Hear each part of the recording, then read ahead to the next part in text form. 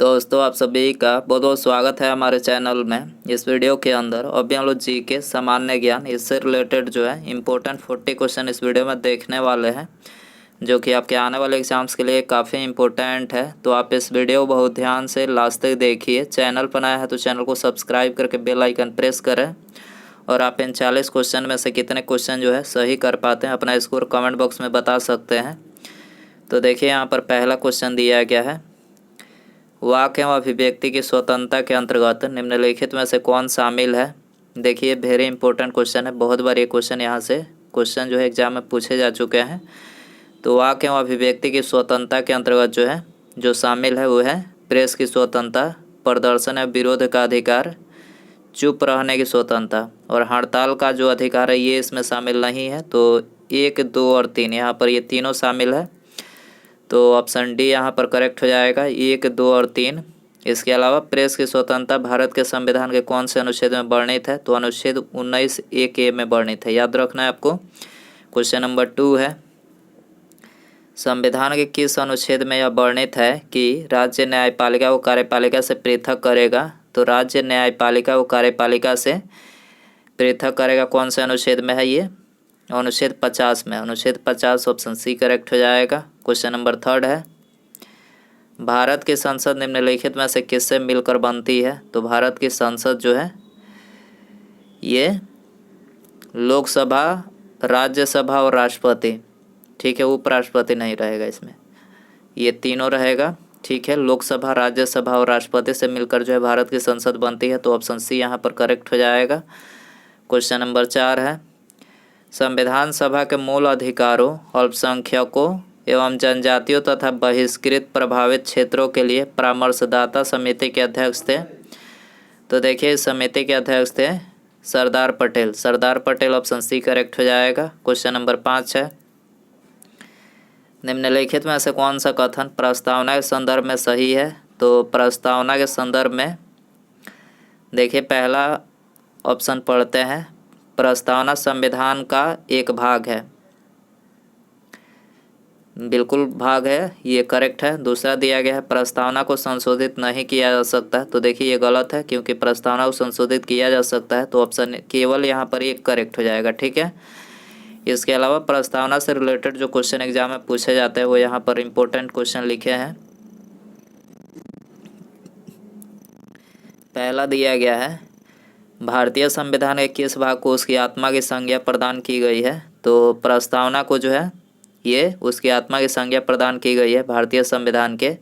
भारत किस भारत का राष्ट्र है। तो धर्मनिरपेक्ष राष्ट्र है, ठीक है।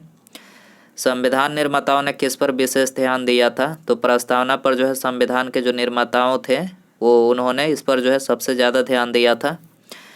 अगला क्वेश्चन है, भारत एक धर्मनिरपेक्ष राज्य है, इसका मतलब है कि भारत राज्य, तो देखिए इसका मतलब है कि भारत राज्य किसी निश्चित धर्म का समर्थन नहीं करता है। प्रथम केंद्रीय विधानसभा का गठन कब किया गया था। तो 1921 में किया गया था। भारत की अंतःकालीन संसद में कितने सदस्य थे। तो 296 सदस्य थे। किस एक अधिकार को डॉक्टर BR अम्बेडकर द्वारा संविधान की आत्मा कहा गया है। तो ये संवैधानिक उपचार के अधिकार के द्वारा क्या कहा गया है, मतलब यह संवैधानिक उपचार के अधिकार को जो है ये मतलब डॉक्टर BR अम्बेडकर के द्वारा जो है उसकी आत्मा कहा गया है। लोकतांत्रिक केंद्रीकरण किसकी महत्वपूर्ण विशिष्टता है। तो समाजवादी राज्य की विशिष्टता है। भारतीय संविधान के अंतर्गत किसे मूल अधिकारों का संरक्षक समझा जाता है। तो न्यायपालिका को समझा जाता है। संविधान के अंतर्गत मूल अधिकारों का संरक्षक कौन है। सर्वोच्च न्यायालय है। भारत पूर्ण संप्रभु लोकतांत्रिक गणराज्य कब बना। 26 नवंबर 1949 को बना। भारत के संविधान सभा का अध्यक्ष कौन थे। डॉक्टर राजेंद्र प्रसाद थे। भारतीय संविधान की प्रस्तावना में भारत को किस रूप में घोषित किया गया है।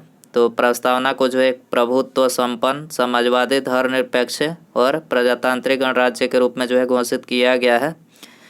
संविधान के अंतर्गत भारतीय लोकतंत्र के आदर्शों को हम कहाँ देख सकते हैं। तो ये प्रस्तावना में देख सकते हैं। भारतीय संविधान के किस भाग को आत्मा की संज्ञा प्रदान की गई है। तो ये तो हमने अभी बताया, प्रस्तावना को की गई है।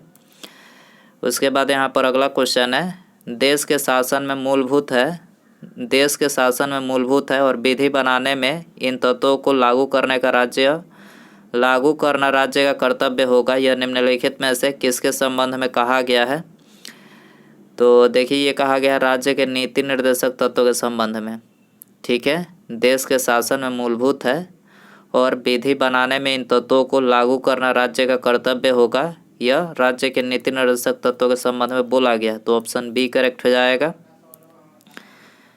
लोकसभा को उसके कार्यकाल के समाप्ति के पूर्व ही भंग किया जा सकता है। तो किसके द्वारा भंग किया जा सकता है? तो मंत्रिपरिषद की सलाह पर राष्ट्रपति के द्वारा भंग किया जा सकता है। अगला क्वेश्चन है कि संविधान संशोधन अधिनियम द्वारा यह प्रावधान किया गया है कि राष्ट्रपति राष्ट्रीय आपातकाल की उद्घोषणा केवल मंत्रिमंडल की लिखित सिफारिश प्राप्त होने पर ही कर सकता है। तो कौन से संशोधन में किया गया है? 44वें संशोधन में। ठीक है, में यह प्रावधान किया गया है कि राष्ट्रपति जो राष्ट्रीय आपातकाल की उद्घोषणा केवल मंत्रिमंडल की लिखित सिफारिश प्राप्त होने पर ही कर सकता है। तो याद रखना है। अगला क्वेश्चन है एमाइलेज एंजाइम का स्राव किसके द्वारा होता है? एमाइलेज एंजाइम का स्राव किसके द्वारा होता है? अग्न्याशय के द्वारा। अग्न्याशय जो है मानव शरीर की दूसरी सबसे बड़ी ग्रंथि है और यकृत जो है मानव शरीर की सबसे बड़ी ग्रंथि है। तो याद रखना है अग्न्याशय। अगला क्वेश्चन है वृक्क के बाहरी तथा भीतरी भाग को क्रमशः कहा जाता है, क्या कहा जाता है? तो बाहरी और भीतरी भाग को बताना है। तो देखिए बाहरी भाग को जो है कोर्टेक्स बोला जाता है और भीतरी भाग को जो है मेड्यूला। तो ऑप्शन ए करेक्ट हो जाएगा। अगला क्वेश्चन है रक्त शर्करा को नियंत्रित करने के लिए इंसुलिन का स्राव किस ग्रंथि से होता है? तो इंसुलिन का जो स्राव होता है अग्न्याशय ग्रंथि से। अग्न्याशय ऑप्शन सी करेक्ट हो जाएगा। मुद्रास्फीति तथा बेरोजगारी के मध्य के संबंधों को दर्शाता है। मुद्रास्फीति तथा बेरोजगारी के मध्य के संबंधों को दर्शाता है। तो ये फिलिप्स वक्र दर्शाता है, ये करेक्ट हो जाएगा। अगला क्वेश्चन है घाटे की वित्तीय व्यवस्था का अर्थव्यवस्था पर क्या प्रभाव पड़ता है? तो मुद्रा आपूर्ति में वृद्धि होती है। घाटे की वित्तीय व्यवस्था का अर्थव्यवस्था पर क्या प्रभाव पड़ता है? मुद्रा आपूर्ति में वृद्धि। ऑप्शन बी करेक्ट हो जाएगा। आरबीआई का लेखा वर्ष है। तो 1 जुलाई से 30 जून है। 1 जुलाई से 30 जून ऑप्शन ए करेक्ट हो जाएगा। अगला क्वेश्चन है भौतिक मानचित्र में किसे शामिल किया जाता है? भौतिक मानचित्र में किसे शामिल किया जाता है? पर्वत, पठार, मैदान और महासागर। ठीक है, यहाँ पर चारों को शामिल किया जाता है। ठीक है, तो ऑप्शन बी में दिया गया है। Option B 1, 2, 3, 4। भारत में कौन सा शहर सबसे पारंपरिक कढ़ाई शैलियों में से एक चिकनकारी के लिए विश्व प्रसिद्ध है? तो कौन सा शहर है? तो ये है लखनऊ। ठीक है, लखनऊ सबसे पारंपरिक कढ़ाई शैलियों में एक चिकनकारी के लिए जो है विश्व प्रसिद्ध है। तो ऑप्शन बी करेक्ट हो जाएगा। अगला क्वेश्चन है निम्न में से कौन सा देश स्थलरूढ़ देश है? स्थलरूढ़ देश कौन सा है? स्विट्जरलैंड है। स्विट्जरलैंड ऑप्शन सी करेक्ट हो जाएगा। अगला क्वेश्चन है अंतर्राष्ट्रीय तिथि रेखा किस महासागर से होकर गुजरती है? तो अंतर्राष्ट्रीय तिथि रेखा जो है ये प्रशांत महासागर से गुजरती है। दोस्तों वीडियो पसंद आ रहा है तो प्लीज़ वीडियो को लाइक ज़रूर कर दें, अपने दोस्तों में शेयर कर सकते हैं। चैनल पर नया है तो चैनल को सब्सक्राइब करके बेल आइकन प्रेस करें। अगला क्वेश्चन देखते हैं इंसान का जन्म सबसे पहले किस देश में हुआ था? इंसान का जन्म सबसे पहले कहाँ पर हुआ था? अफ्रीका देश में। अफ्रीका देश ऑप्शन सी करेक्ट हो जाएगा। कर्क रेखा किस देश से होकर नहीं गुजरती है? तो कर्क रेखा जो है ब्राज़ील से होकर नहीं गुजरती है, ब्राज़ील। भारत में बात करें कर्क रेखा किन राज्यों से होकर गुजरती है? तो भारत के 8 राज्यों से कर्क रेखा गुजरती है, आपको पता होना चाहिए। गुजरात, राजस्थान, मध्य प्रदेश, झारखंड, छत्तीसगढ़, त्रिपुरा, पश्चिम बंगाल और मिजोरम। ठीक है, ये भारत के 8 राज्य हैं जिनसे होकर कर्क रेखा गुजरती है। अगला क्वेश्चन है निम्नलिखित में से कौन सा भारतीय राज्य 3 देशों के साथ सीमा रेखा नहीं बनाता है? कौन सा भारतीय राज्य 3 देशों के साथ सीमा नहीं बनाता है? तो यह है मिजोरम नहीं बनाता है। ठीक है, ऑप्शन सी करेक्ट हो जाएगा। अगला क्वेश्चन है प्रति चक्रवात की विशेषता होती है। स्वच्छ आसमान, स्वच्छ आसमान ऑप्शन डी करेक्ट हो जाएगा। अगला क्वेश्चन है अष्ट दिग्गज किसके दरबार में रहते थे? अष्ट दिग्गज किसके दरबार में रहते थे? कृष्णदेव राय के दरबार में, कृष्णदेव राय ऑप्शन बी करेक्ट हो जाएगा। पहली बार किसी के सती होने का प्रमाण कहाँ से प्राप्त होता है? पहली बार किसी के सती होने का प्रमाण कहाँ से प्राप्त होता है? भानुगुप्त के एरन अभिलेख से, भानुगुप्त के एरन अभिलेख से प्राप्त होता है, ऑप्शन बी करेक्ट हो जाएगा। अगला क्वेश्चन है किस युद्ध के पश्चात बाबर ने गाजी की उपाधि धारण की? किस युद्ध के पश्चात बाबर ने गाजी की उपाधि धारण की? तो ये खानवा के युद्ध के बाद की, खानवा के युद्ध के बाद, ऑप्शन बी करेक्ट हो जाएगा। अगला क्वेश्चन है भारत के सुप्रीम कोर्ट में न्यायाधीशों की संख्या कैसे बढ़ाई जा सकती है? भारत के सुप्रीम कोर्ट में न्यायाधीशों की संख्या कैसे बढ़ाई जा सकती है?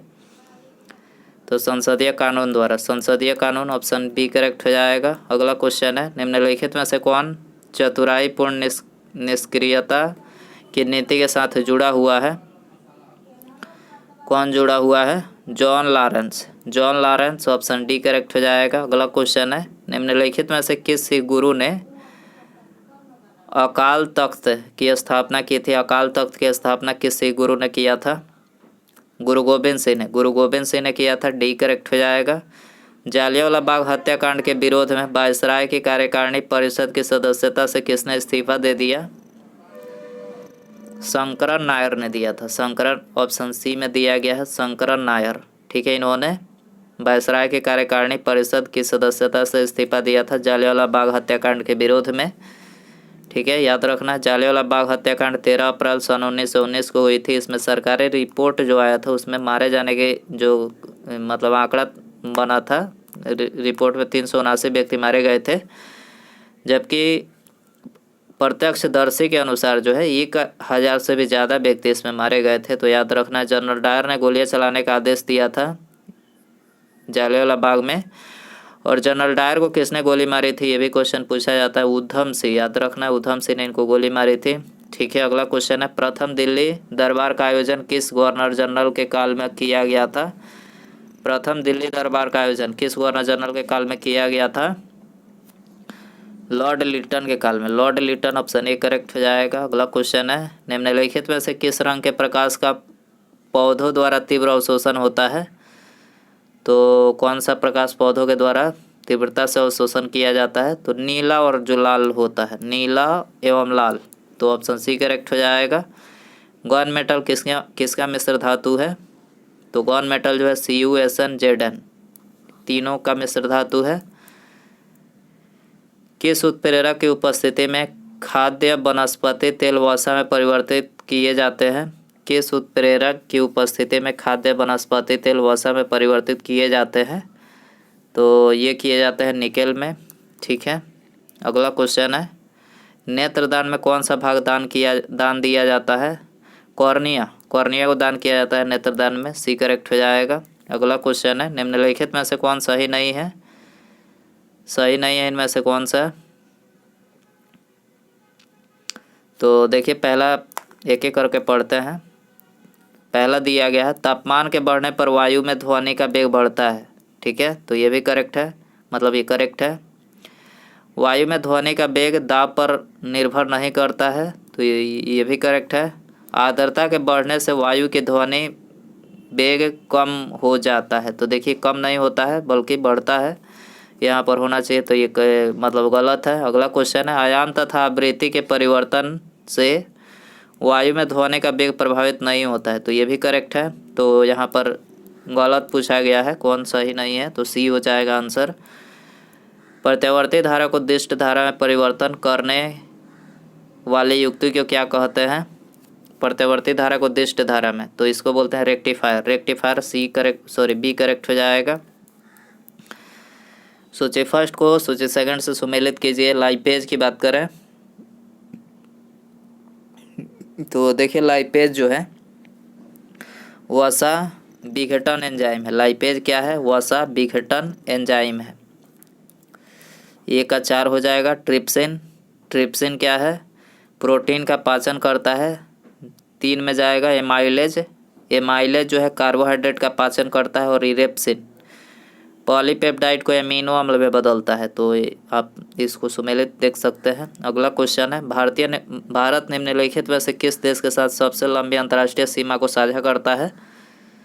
सबसे लंबी अंतर्राष्ट्रीय सीमा को साझा करता है बांग्लादेश के साथ। ये आंसर हो जाएगा। अगला क्वेश्चन है, लक्षद्वीप में कितने द्वीप समूह हैं? लक्षद्वीप में कितने द्वीप समूह? आप सभी के लिए ये होमवर्क क्वेश्चन रखते हैं, ठीक है। 17, 27, 36 या फिर 47। दोस्तों आप इसका आंसर कमेंट बॉक्स में ज़रूर बताएं और आप इनमें से कितने क्वेश्चन सही कर पाए हैं अपना स्कोर भी बता सकते हैं। चैनल पर नया है तो चैनल को सब्सक्राइब करके बेल आइकन प्रेस करें, ठीक है। मिलते हैं अगले वीडियो में। नमस्कार, जय हिंद, जय भारत।